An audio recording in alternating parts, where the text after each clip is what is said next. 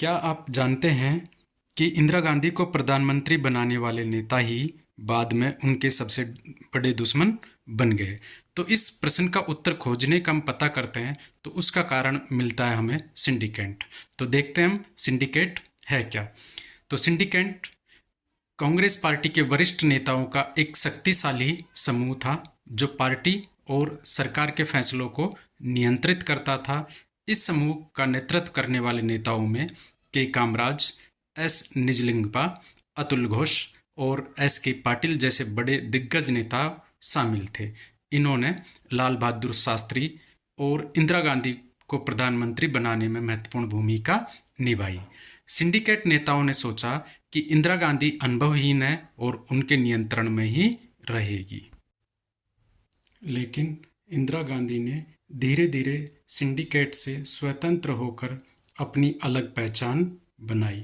1969 में राष्ट्रपति चुनाव के दौरान सिंडिकेट और इंदिरा गांधी के बीच बड़ा शक्ति संघर्ष हुआ, जिसमें कांग्रेस पार्टी दो भागों में विभाजित हो गई। सिंडिकेट के अगुवाई वाली कांग्रेसी खेमे को कांग्रेस ओ ऑर्गेनाइजेशन और इंदिरा गांधी की अगुवाई वाली खेमे को कांग्रेस आर रिक्विजिशन कहा जाने लगा।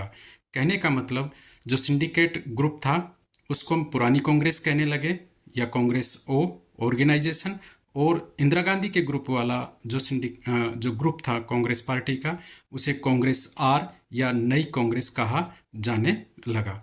इस तरह सिंडिकेट भारतीय राजनीति में सत्ता संघर्ष और पार्टी विभाजन का एक महत्वपूर्ण उदाहरण बन गया।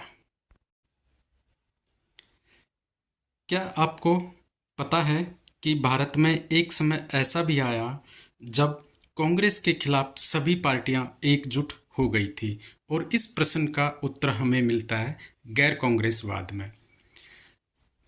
कांग्रेस पार्टी के प्रभुत्व को चुनौती देने के लिए समाजवादी नेता राम मनोहर लोहिया ने एक रणनीतिक विचार दिया जिसे गैर कांग्रेसवाद का नाम दिया गया। उन्होंने गैर कांग्रेसवाद के पक्ष में तर्क देते हुए कहा कि कांग्रेस का शासन अलोकतांत्रिक है और गरीब लोगों के हित के खिलाफ है, अर्थात कांग्रेस पार्टी गरीब लोगों की भलाई के लिए काम नहीं कर रही है। इसलिए गैर कांग्रेसी दलों को एक साथ आना जरूरी है ताकि गरीबों के हक में लोकतंत्र को वापस लाया जा सके। 1967 के चुनावों में ये विचार सफल भी हुआ। कई राज्यों में गैर कांग्रेसी सरकारें भी बनी और इस कारण कांग्रेस का दबदबा कमजोर हो गया। इससे भारत में बहुदलीय लोकतंत्र को मजबूती मिली। क्या आप बता सकते हैं कि 1967 के चुनावों में भारत में कांग्रेस का मजबूत किला क्यों हिल गया, जिस कारण से 1967 के चुनावों को राजनीतिक भूकंप की संज्ञा दी गई। वर्ष 1967 का चुनाव भारतीय राजनीति के इतिहास में एक बड़ा मोड़ साबित हुआ। इससे पहले कांग्रेस का पूरे देश में दबदबा था, लेकिन 1967 के चुनाव में कांग्रेस को जैसे तैसे लोकसभा में बहुमत तो मिल गया, लेकिन उसको प्राप्त मतों के प्रतिशत तथा सीटों की संख्या में भारी गिरावट आ गई। इंदिरा गांधी के मंत्रिमंडल के आधे मंत्री चुनाव हार गए थे। 9 राज्यों में कांग्रेस के हाथ से सत्ता निकल चुकी थी। चुनावी इतिहास में यह पहली घटना थी जब किसी गैर कांग्रेसी दल को किसी राज्य में स्पष्ट बहुमत मिला था। एक कन्फ्यूजन हम दूर कर लेते हैं। दूसरे चैप्टर में भी हमने पढ़ा था कि 1957 में केरल में गैर कांग्रेसी सरकार बनी थी, तो फिर दोबारा हम ऐसा क्यों बोल रहे हैं कि 1967 में तमिलनाडु में गैर कांग्रेसी सरकार पहली बार बनी। दोनों में एक अंतर है कि वर्ष 1957 में केरल में पहली गैर कांग्रेसी सरकार बनी थी, परंतु यहाँ किसी एक पार्टी को स्पष्ट बहुमत नहीं मिला था। कम्युनिस्ट पार्टी को 126 में से 60 सीटें मिली थी और 5 स्वतंत्र उम्मीदवारों के साथ मिलकर सरकार बनाई गई थी।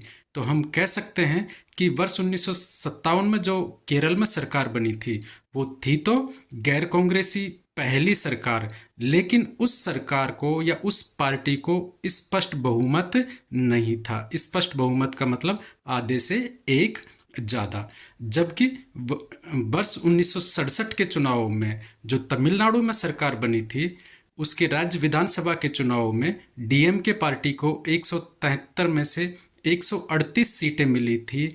हम कह सकते हैं कि यहाँ पर पहली बार किसी गैर कांग्रेसी पार्टी को स्पष्ट बहुमत मिला था और तमिलनाडु में सीएन अन्नादुरई मुख्यमंत्री बने थे। जबकि 1957 की जो केरल की सरकार थी उसमें उस समय मुख्यमंत्री थे ईएमएस नंबूदिरीपाद।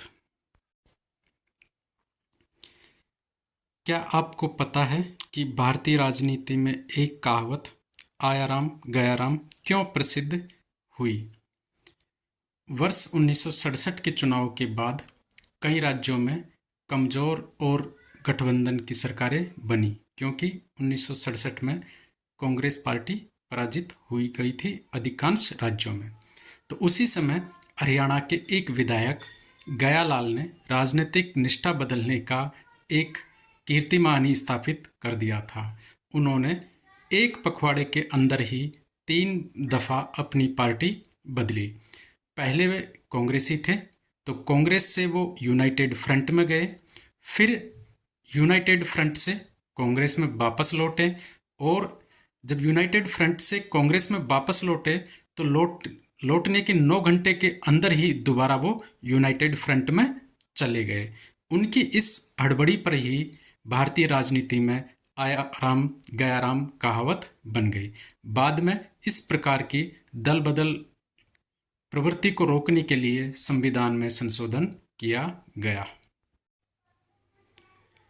क्या आपको पता है कि भारत में देसी रियासत के राजाओं को मिलने वाला सरकारी पैसा, जिसे प्रिवी पर्स बोला जाता था, क्यों और कैसे खत्म कर दिया गया?